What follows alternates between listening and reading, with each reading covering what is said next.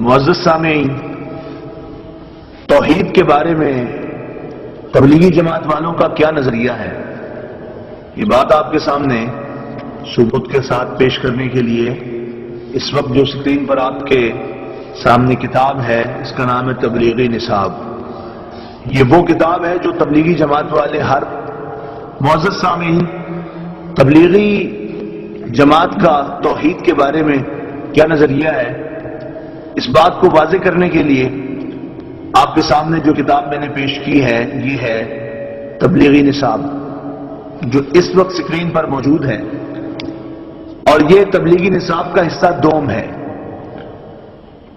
اور حصہ دوم کے اندر دو باب ہیں، فضائل صدقات اور فضائل حج۔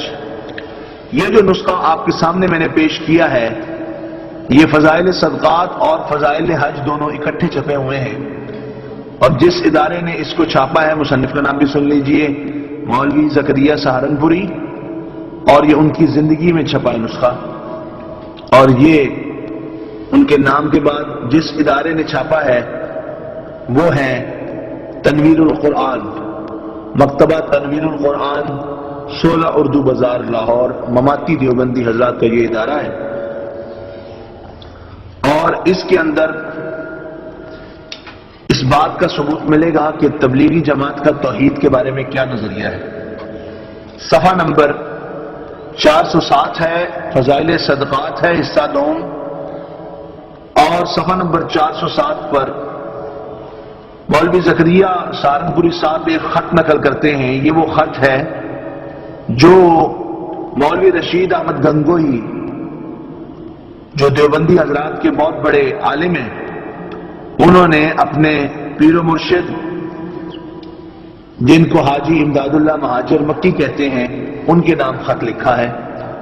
اور خط یوں ہے، خط مکمل یہاں پر موجود ہے، اس کے آخر میں وہ لکھتے ہیں، یا اللہ معاف فرمانا کہ حضرت کے ارشاد سے تحریر ہوا ہے، جھوٹا ہوں، کچھ نہیں ہوں، تیرا ہی ذل ہے، تیرا ہی وجود ہے، میں کیا ہوں، کچھ نہیں ہوں، اور وہ جو میں ہوں وہ تو ہے، اور میں اور تو خود شرک در شرک ہے، استغفر اللہ استغفر اللہ استغفر اللہ، لا حول ولا قوت الا باللہ۔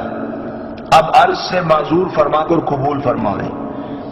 یہ صفحہ 407 پر مولوی رشید گنگوہی صاحب اپنے پیر کو خط لکھ رہے ہیں، اور پیر کو خط لکھتے لکھتے اللہ سے مخاطب ہوتے ہیں اور کہتے ہیں، یا اللہ، یہ اللہ کی بارگاہ میں عرض کر رہے ہیں، یا اللہ معاف فرمانا کہ حضرت کے ارشاد سے تحریر ہوا ہے، جھوٹا ہوں، یہ الفاظ آپ کے سامنے ہیں، جھوٹا ہوں، کچھ نہیں ہوں۔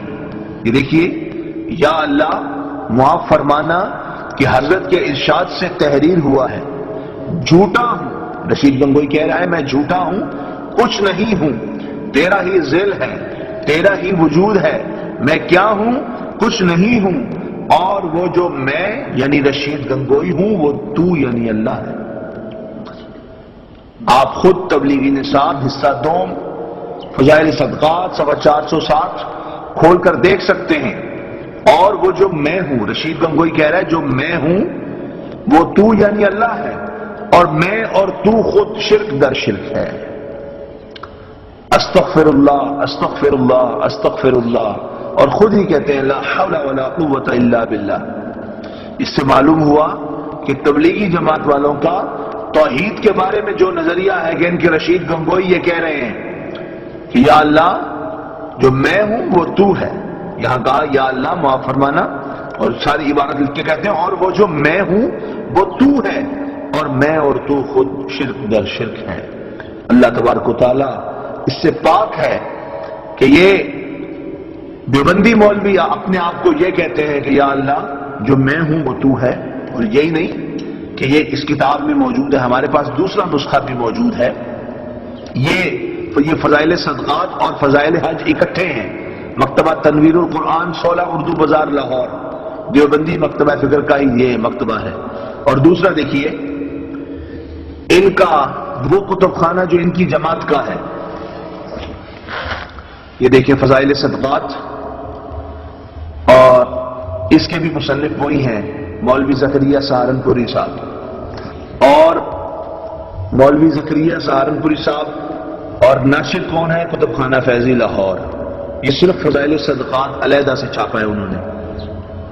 آپ دیکھ لیجئے غور سے فضائل صدقات، اور اس کا صفحہ نمبر 558 ہے. صفحہ نمبر 558 557 پر بھی مکتوب موجود ہے، اور 558 پر یہی بس زیادہ عرض کرنا گستاخی اور شوخ چشمی ہے. یا اللہ معاف فرمانا کہ حضرت کے ارشاد سے تحریر ہوا ہے، جھوٹا ہوں، کچھ نہیں ہوں، تیرا ہی ذل ہے، تیرا ہی وجود ہے، میں کیا ہوں، کچھ نہیں ہوں، اور وہ جو میں ہوں وہ تو ہے، اور میں اور تو خود شرک در شرک ہے. استغفر اللہ استغفر اللہ استغفر اللہ، لا حول ولا قوت الا باللہ. وہ لوگ جو اہل سنت و جماعت پر شرک کے فتوے لگاتے ہیں، ان کا اپنا دامن ایسی عبارات سے کس طرح داغدار ہے، آپ خود ملاحظہ فرما رہے ہیں. جی ہاں، سیاق و سباق پڑھ لیجئے. بے شک یہ خط انہوں نے مدح و ذم کی برابری میں اور غیر حق سے نفع و ضرر کی طرف عدم التفات میں لکھا ہے. بعد میں مصنف نے بھی یہ بات کی ہے، لیکن یہ جو بات انہوں نے لکھی ہے کہ یا اللہ جو میں ہوں وہ تو ہے، نعوذ باللہ من ذالک، نقل کفر نباشت، یہ سخت بے ادبی ہے، گستاخی ہے، اور یہ کھلی ہوئی شرکیہ بات ہے. اس میں کوئی شک والی بات نہیں کہ یہ کھلی ہوئی شرکیہ بات ہے. یہ ایسا کھلا شرک ہے جس سے کسی کو انکار نہیں. اب وہ تبلیغی جماعت والے جو اہل سنت و جماعت پر جو سچے پکے موحدین ہیں ان پر شرک کا فتویٰ لگاتے ہیں، ان کو شرم آنی چاہیے کہ ان کا اپنا دامن ایسے فتووں کے لیے تیار ہے، اور ان کے اپنے بڑوں کی کارروائی آپ کے سامنے ہے. دعا ہے اللہ تبارک و تعالی ہمیں شرک کے فتووں سے محفوظ رکھے. اور یہ دیکھیں اسی پر بس نہیں، بلکہ وہ کہتے ہیں یہ گرامی قدر مکتوب وصال سے 17 سال قبل کا ہے. ان 17 سال میں مدح و ذم کی برابری اور غیر حق سے نفع و ضرر کی طرف عدم التفات میں جو ترقیات ہوئی ہوں گی ان کا ادراک بھی کون کر سکتا ہے. یعنی کہ یہ بات کر رہے ہیں کہ ابھی مولوی صاحب کو زندگی کے 17 سال باقی تھے، تو یہ خط انہوں نے لکھا جس میں انہوں نے کہا جو میں ہوں وہ تو ہے، میں اور تو خود شرک در شرک ہے. اور جب ان 17 سالوں میں انہوں نے کتنی ترقی کی ہوگی. یہ وہی مکتبہ فکر دیوبند ہے جو مسلمانوں کی اکثریت کو مشرک کہتا ہے، جبکہ اللہ کے نبی علیہ السلام نے گارنٹی دی ہے. بھائیو غور سے سننا، بخاری شریف کے اندر 6 مقامات پر یہ روایت موجود ہے. اللہ کے محبوب علیہ السلام نے ارشاد فرمایا وَإِنِّي وَاللَّهِ مَا أَخَافُ عَلَيْكُمْ أَن تُشْرِكُوا بَعْدِي وَلَكِنْ أَخَافُ عَلَيْكُمْ أَن تَنَافَسُوا فِيهَا. اور بے شک مجھے اللہ کی قسم اس چیز کا خوف نہیں کہ تم میرے بعد مشرک ہو جاؤ گے، مجھے اس چیز کا خوف ہے کہ تم دنیا میں رغبت کرو گے. یہ حدیث پاک بخاری شریف میں موجود ہے.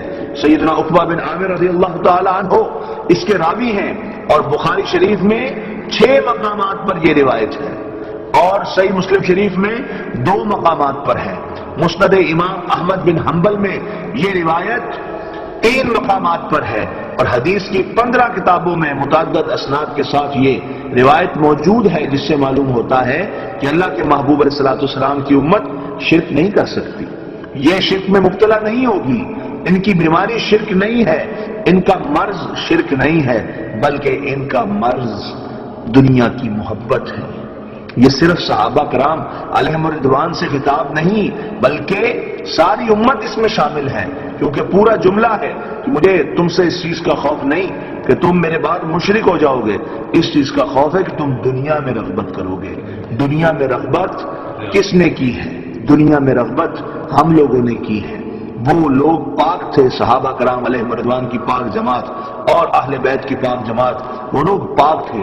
دنیا کی محبت میں ہم گرفتار ہیں. دیکھ لیں لوگ ریالوں کے لیے، انگریزوں کے مالوں کے لیے، ہندوؤں کے مالوں کے لیے اور دیگر دنیا کی عیش و عشرت کے لیے اپنا ایمان بیچ رہے ہیں اور لوگوں پر شرک کے فتوے لگا رہے ہیں. اللہ تبارک و تعالی ہمیں ان فتنوں سے محفوظ رکھے. وآخر دعوانا الحمدللہ رب العالمین.